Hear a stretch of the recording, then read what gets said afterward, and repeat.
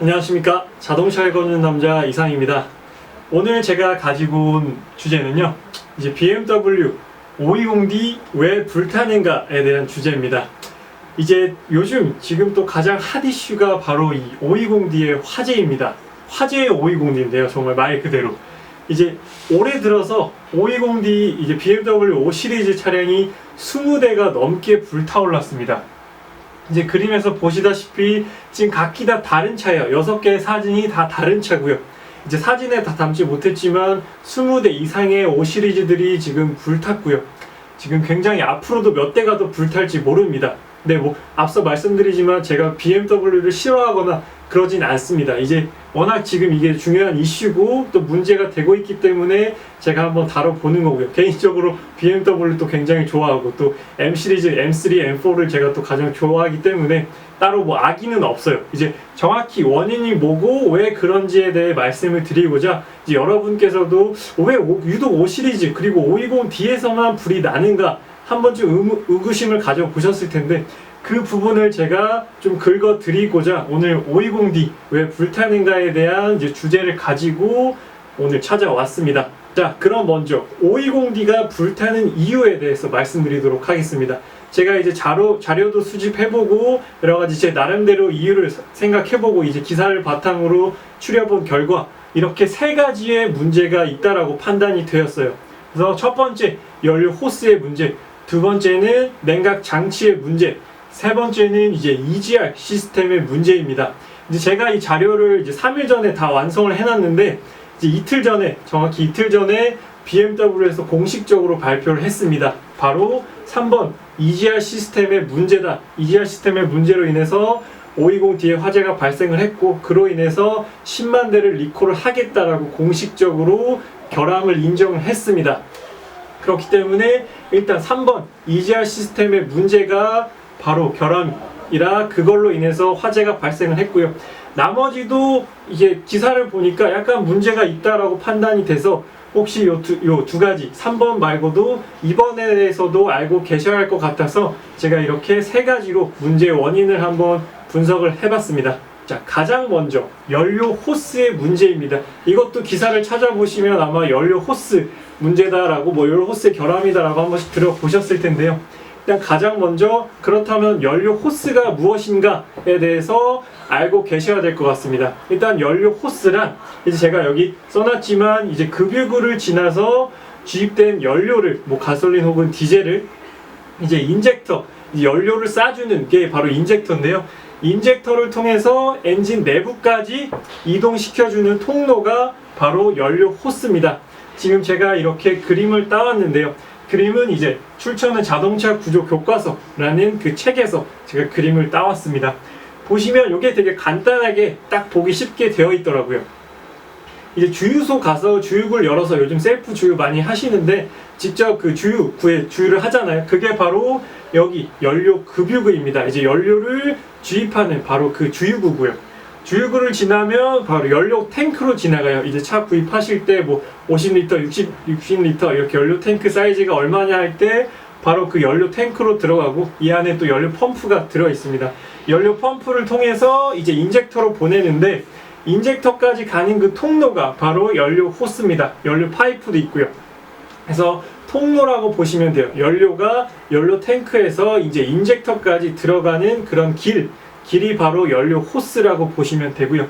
연료 호스를 지나서 이제 마지막 이제 인젝터에서 엔진으로 연료가 분사가 됩니다. 그래서 바로 연료 호스는 바로 여기를 말하는 거고요. 그 통로에 결함이 있었기 때문에 이제 그게 화재로 이어졌다라고 제가 생각을 하고 추측을 하는 건데 이제 다음 시트 보시면 그렇다면 왜 연료 호스 결함이 원인인가에 대해서 봤을 때 이제 화재가 난 당사자들의 말을 들어봤을 때 보닛을 열어보니 엔진룸에서 연료 누유가 있었다 혹은 이제 연료 호스의 틈이 발견이 됐었다라고 되어 있습니다. 그렇기 때문에 이건 누가 봐도 명백한 연료 호스의 문제고요. 연료 누유가 됐다는 건 방금 앞서 말씀드렸다시피 이제 연료 탱크에서 인젝터까지 가는 그 연료 호스에서 새었기 때문에 연료 누유가 발생을 한 겁니다. 연료가 누유되면 당연히 그게 화재로 이어날 수밖에 없고요. 물론 가능성이 굉장히 커지죠. 그렇기 때문에 연료 호스가 굉장히 중요한 부분인데 그게 결함이 생겨서 그게 화재로 이어졌었다, 질 수도 있었다 라는 게 바로 첫 번째 원인입니다. 첫 번째 원인이 바로 연료 호스의 문제 때문에 그게 화재로 이어졌다 라는 것이 저의 생각이고요. 그렇다면 왜 유독 520D에서만 화재가 일어나는가? 뭐 520i도 있고 528i도 있는데 왜 다 디젤에서만 화재가 발생을 하는 것인가? 그리고 5 시리즈 GT도 최근에 화재가 났었어요. GT도 디젤이잖아요. 왜 그렇다면 디젤에서만 유독 이렇게 20대가 넘게 화재가 발생하는지에 대해서 한번 말씀드리도록 하겠습니다. 이것도 많은 분들이 궁금해 하셨을 텐데 저조차도 궁금했고요. 근데 이전에 살짝 알고 계셔야 될 백그라운드 지식이 있어요. 그래서 그렇게 어렵진 않습니다. 물론 아는 분들도 많이 계시겠지만 이제 엔진의 4행정 사이클에 대해서 알고 계셔야 돼요. 이게 머리 아플 수도 있는데 제가 최대한 쉽게 설명을 드릴게요. 이제 가솔린과 디젤 엔진의 4행정 사이클에 대해서 살짝 말씀드리도록 하겠습니다. 먼저 가솔린 엔진의 4행정 사이클인데요. 말 그대로 4행정이라는 거는 이제 4단계를 거치는 거예요. 4단계를 거쳐서 이제 힘이 생성이 되는 건데 가장 쉽게 설명을 드리면 이제 처음에 화학 에너지가 운동 에너지로 되려면 이제 가운데 열 에너지를 거쳐서 운동 에너지로 이제 변환이 됩니다. 근데 이렇게 변하려면 3가지 요소가 필요해요. 바로 산소, 그리고 연료, 마지막 압력이 필요합니다. 높은 압력이 필요해서 산소, 연료, 압력 이 3가지만 일단 첫 번째로 기억을 하세요. 이 3가지면 다 끝납니다. 그래서 처음에 흡기, 압축, 폭발, 배기 이 4단계 4행정인데 이거 한 번씩 다 들어보셨을 거예요. 근데 여기서부터 이제 머리가 아픕니다. 잘 외워지지도 않고 아씨 뭔 소리야 이제 헷갈리기 시작하는데 외우실 필요 없어요. 자, 처음에 흡기가 뭐냐? 말 그대로 이제 빨아들이는 거예요. 공기를 빨아들이는 건데 우리가 음식을 먹듯이 여기 입이 바로 흡기 밸브라고 보시면 돼요. 흡기, 입을 통해서 이제 여기 보시면 혼합기라고 써 있는데 가솔린 행정은 혼합기가 들어갑니다. 혼합기가 또 뭐냐? 혼합기는 이제 산소와 가솔린 연료가 합쳐져서 같이 들어가는 걸 혼합기라고 얘기를 해요. 그래서 혼합기가 여기 흡기 밸브를 통해서 들어옵니다. 들어오면 이제 압축이 돼요. 압축을 해서 왜 압축을 하느냐? 고압으로 만들어야 되기 때문에 압축을 합니다. 이제 뭐 상사점과 하사점도 나오는데 그거는 이제 헷갈리니까 버려두고 일단 압축을 해요. 압축을 하고 나면 이제 폭발이 이루어집니다. 폭발이 이루어지는데 그렇다면 여기 위에 보시면 제가 형광펜을 해놨는데 점화 플러그가 있어요. 가솔린 행정에는 점화 플러그가 있는데 점화 플러그가 왜 있느냐? 이제 가솔린 엔진은 스스로 이제 폭발을 할 수가 없어요. 그래서 고온이 필요한데 그래서 점화 플러그에서 불꽃을 딱 쏴줘야만 이제 폭발이 일어납니다. 아까 혼합기 가솔린과 가솔린 연료와 그리고 공기가 들어가 있었잖아요. 거기서 점화 플러그로 딱 쏴줘야 폭발이 일어납니다. 그래서 여기 점화 플러그가 있는 거고요. 그리고 폭발 과정을 지나면 이제 배기, 이제 먹은 거를 뱉어야 되잖아요. 그래서 이제 배기 가스 많이 들어보셨죠? 배기 가스. 배기 과정을 거치는 게 이제 한 사이클입니다. 그래서 흡기, 압축, 폭발, 배기 이렇게 사이클을 지나게 되고요. 다음으로는 이제 디젤 엔진의 4행정 사이클이에요. 이제 큰 차이가 뭐냐면 이제 흡기 똑같아요. 흡기 거의 비슷한데 첫 번째 흡기에서 아까는 혼합기가 들어갔잖아요. 디젤 엔진은 산소만 들어갑니다. 일단 산소만 먹어요. 산소만 먹고 똑같이 압축을 해서 고압으로 만들고 이제 세 번째가 다릅니다. 아까는 폭발이었는데 디젤은 연료 분사 및 연소 과정을 거쳐요. 형광펜으로 제가 해놨는데 아까는 점화 플러그가 있었잖아요. 점화 플러그 대신에 이번에는 연료 분사 밸브가 있습니다. 연료 분사 인젝터라고도 하는데 여기서 디젤 연료를 바로 분사를 해요. 이제 직접 분사, 직분사라고 들어보셨을 텐데 이제 여기서 바로 디젤 연료를 바로 바로 뿌립니다. 왜냐? 이제 디젤은 고온 고압 상태에서 스스로 폭발을 하는 성질을 가지고 있어요. 가솔린은 그렇지 못한데 디젤은 스스로 폭발을 합니다. 그렇기 때문에 따로 점화 플러그가 필요가 없이 여기서 바로 쏴줄 수가 있어요. 그래서 여러분들 다 아시다시피 가솔린보다 디젤이 토크가 높고 힘이 좋다, 초반 힘이 좋다라고 말을 많이 들어보실 텐데 그게 바로 이 이유입니다. 이제 아까 혼합기 넣고 뭐 하면은 아무래도 손실이 많아질 수밖에 없잖아요. 중간에 단계를 거치다 보니까. 근데 여기서 디젤은 직분사를 하다 보니까 아무래도 손실되는 게 적어요. 그렇다 보니까 이제 힘이 세고 이제 출력이 높은 그런 부분이 있는데, 요게 일단 연료 분사 연소 요 단계가 가장 다르고, 마지막 배기는 똑같습니다. 이제 먹었으니까 뱉어야죠. 이제 요 가장 차이는 이제 연료 분사 뭐 정화 플로우가 다르다. 그리고 요즘에는 뭐 최근에 가솔린 직분사도 많이 나왔어요. 이제 그 GDI 많이 들어보셨을 텐데, 가솔린 다이렉트 인젝션이라고 해서 이제 가솔린도 여기서 바로 직접 분사하는 그런 시스템도 있습니다. 효율을 높이기 위해서. 그래서 이 4행정 사이클을 알고 계셔야만 요걸 좀 더 이해하기 편하실 거예요. 그래서 이 얘기를 왜 했냐? 이제 디젤은 여기서 바로 분사한다 라는 걸 제가 말씀드리려고 이제 이 설명을 드린 건데요. 다시 앞으로 넘어와서 여기 보시면 이제 급유를 해서 인젝터까지 넘겨야 되잖아요. 연료 호스를 통해서. 근데 가솔린은 이제 바가 압력의 단위인데 4바 정도의 압력으로 이제 보내게 됩니다. 근데 디젤은 약 2000바 정도의 압력으로 인젝터까지 보내게 돼요.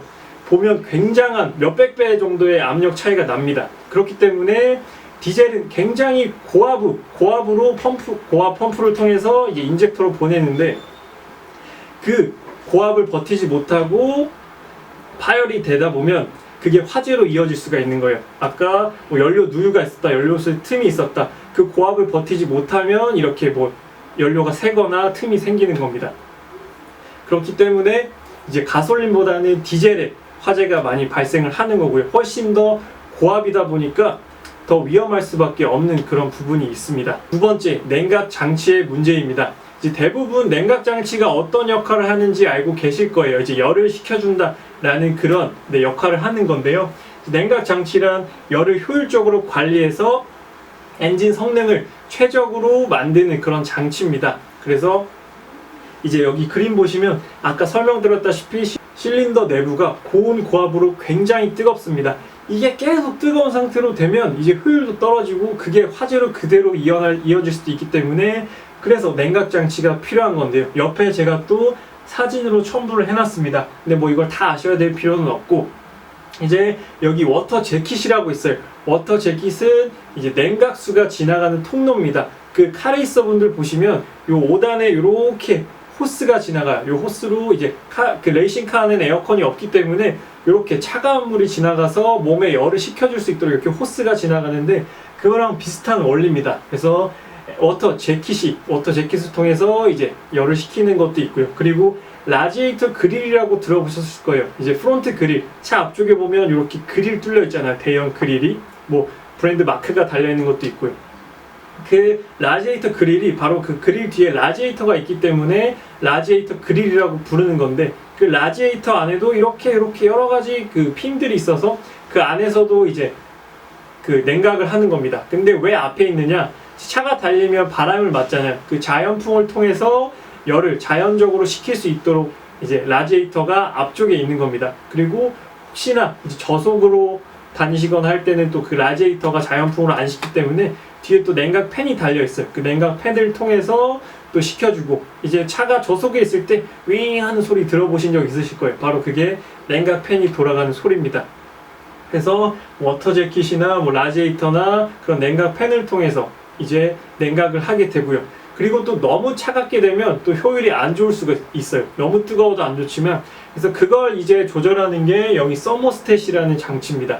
서머스탯은 이제 가장 효율적으로 하기 위해서 이제 그 요즘 에어컨 많이 트시잖아요. 에어컨 전원 버튼처럼 너무 더우면 에어컨을 켜고 너무 추우면 또 끄잖아요. 그래서 여기 냉각 장치가 잘 돌아가고 있으면 이제 잠깐 정지를 하고, 너무 뜨겁다 싶으면 이제 원활히 사용할 수 있게 서머스탯이 관리를 해주고, 또 너무 차갑다 싶으면 잠깐 정지를 해서 또 엔진 열로 달궈지도록 그렇게 해주는 게 바로 이 서머스탯입니다. 그래서 적정 온도를 유지해주는 그런 장치다 라고 보시면 돼요. 냉각 장치는 이런 역할을 하게 되는데, 그 냉각 장치에 문제가 생기게 되면 그게 과열되고, 그게 과열이 지속되다 보면 이제 화재가 생길 수 있는 확률이 굉장히 커지겠죠.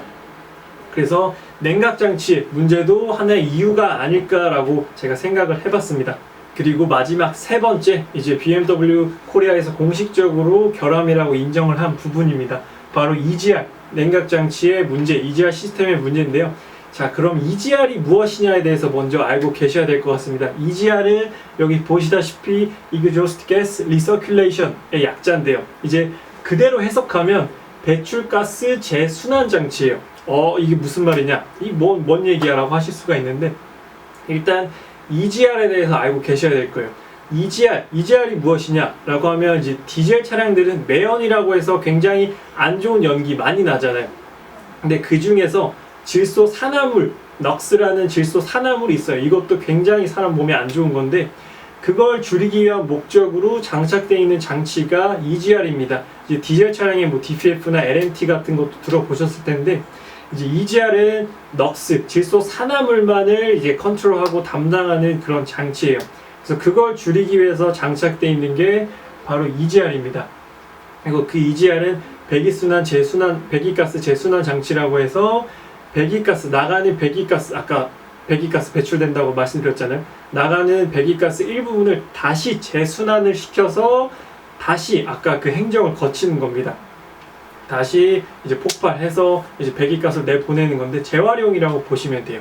다시 재순환해서 사용을 하는 게 바로 EGR 시스템이다 라고 알고 계시면 될 것 같습니다. 여기 그림 보시면 좀 헷갈리실 수도 있는데 간단히 설명을 드릴게요. 일단 이쪽에 흡기 쪽으로 그대로 들어가서 이제 인터쿨러를 지나서 여기 EGR 흡기 조절 밸브도 지나서 이제 아까 행정을 거치기 위해서 디젤 엔진으로 들어갑니다. 디젤 엔진으로 들어가면 아까 그 4행정 사이클을 통해서 이제 배출가스가 나오게 되는데, 원래대로라면 여기에 배출가스가 그대로 나가요. 근데 EGR 밸브를 통해서 배기가스 중에 일부가 재순환이 됩니다.